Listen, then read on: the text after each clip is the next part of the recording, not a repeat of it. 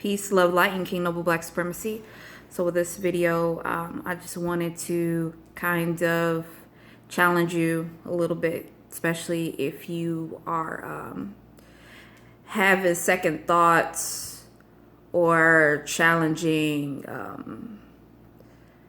people who may call themselves God, or people who may call themselves kings, or people who may call themselves the Messiah. I wanted to go into that, but I wanted to kind of give you a deepened perspective on that. But I wanted to give you like an example from the Matrix of how they actually operate in the same way that we that are out of the Matrix, who have raised our consciousness into that, how they have some similarities to them.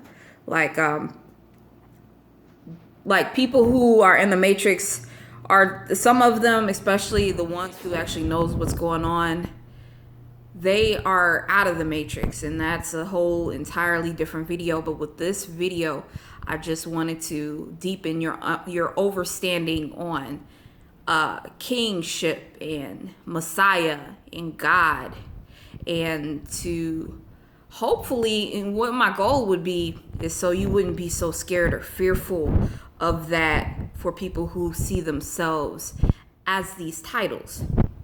Okay, so I wanted to use what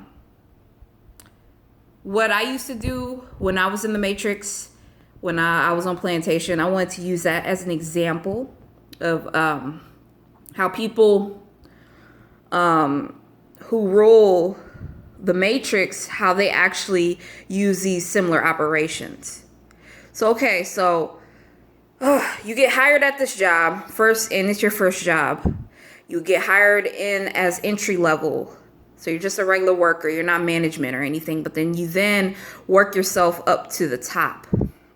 But before you work yourself up to the top, there are certain things that you must obtain, like certain knowledges about certain things, certain actions that you have to succeed at before being able to become manager, etc., and just kind of moving up the ladder. Well, when it comes to our messiahs, our kings, our gods, it's no different. It's no different than that. So if you kind of look at it in that light, in that aspect, then hopefully that can ease your mind a little bit more into accepting those who have stepped into their God, their Messiah role, and things of that nature. So they have earned these titles. They themselves has started out entry level and has worked themselves up, especially when it comes to those who have been teaching the knowledge for several years and years and years. And the only thing that has changed is the frequency of how they are presenting the message. Like that's the only way, that's the only thing that has, for the most part, changed, just the frequency, and really trying to access those who are more aligned to the path versus accessing people who may be curious but who aren't sincere to the journey of what they are building. So I just wanted to hop on here and make an attempt to deepen your perspective when it comes to the titles of God and Messiah and leadership, and how that's similar to what people do in the Matrix when it comes to when you're a regular entry worker versus moving up the ladder into management. So I just wanted to further establish that a lot of people who consider themselves as masters, as gods, as messiahs, they have earned that title. They may have not necessarily have been that title per se, but I just wanted to kind of give you a deeper understanding of how that typically works, and it's not something to be scared about. And not only that, another thing that I wanted to bring up is validation. So sometimes with certain people and their level of consciousness, they would say that in order to consider yourself a leader, there's a certain process that you have to kind of go through.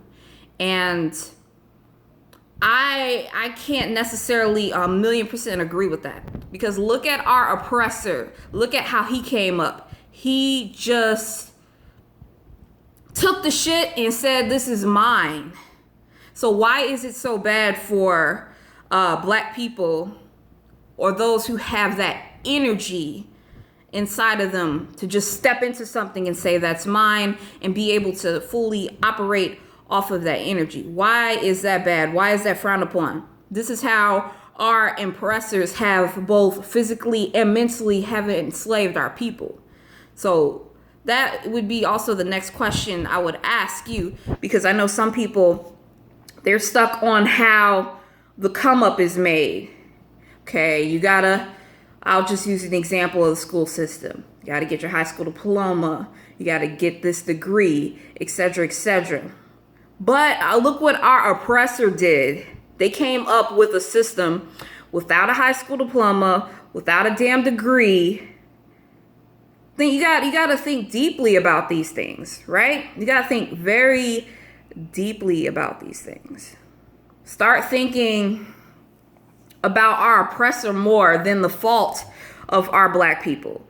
That's what I would suggest many of us to do. Those who may have issues with some of our leaders in the black community, I would suggest that you actually focus more so your energies on our actual oppressor and how they were able to establish control over the United States of America and you know, all these areas around the world. How have they established that control? Did it take a high school diploma? Did it take a degree? Well, why are we holding each other to this standard? Why? How come? Why are we making it so that our leaders have to have been under somebody, or et cetera, et cetera, et cetera, right? So I just wanted to give at least two different perspectives and outlooks on the situation. The first perspective is that they have already done the work. If there are actions, videos of their work, and they consider themselves to be a certain title, they have worked very hard to be and maintain that title. And then the other perspective was, why the hell does that matter anyway?